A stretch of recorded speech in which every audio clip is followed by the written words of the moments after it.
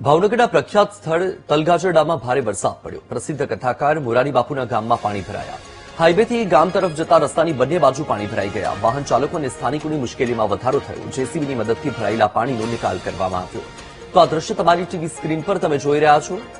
ભાવનગરના પ્રખ્યાત સ્થળ તલગાજરડાથી સામે આવ્યા છે કે જ્યાં ભારે વરસાદ પડ્યો. પ્રસિદ્ધ કથાકાર મોરારી બાપુનું ગામ જ્યાં પાણી ભરાયેલા જોવા મળી રહ્યા છે. દ્રશ્યમાં તમે જોઈ શકો છો કે રસ્તા પર પાણી ભરાયેલા છે અને પાણીમાંથી લોકોએ પસાર થવું પડી રહ્યું છે. હાઈવેથી ગામ તરફ જતો જે રસ્તો છે તેની બંને બાજુ પાણી ભરાઈ ગયા.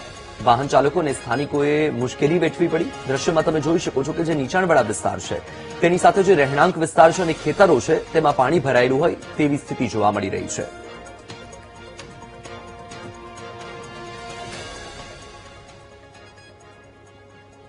ભાવનગરના ઉમરાળા તાલુકામાં મેઘમહેર જોવા મળી. મોડી રાત્રે ઉમરાળામાં ધોધમાર વરસાદ. ભારે વરસાદને લઈને નીચાણવાળા વિસ્તારમાં પાણી ભરાઈ ગયા. વરસાદી પાણીનો નિકાલ ન થતા સ્થાનિકોની મુશ્કેલીમાં વધારો થયો. તાત્કાલિક પાણીના નિકાલની વ્યવસ્થા કરવાની સ્થાનિકોની માંગ છે.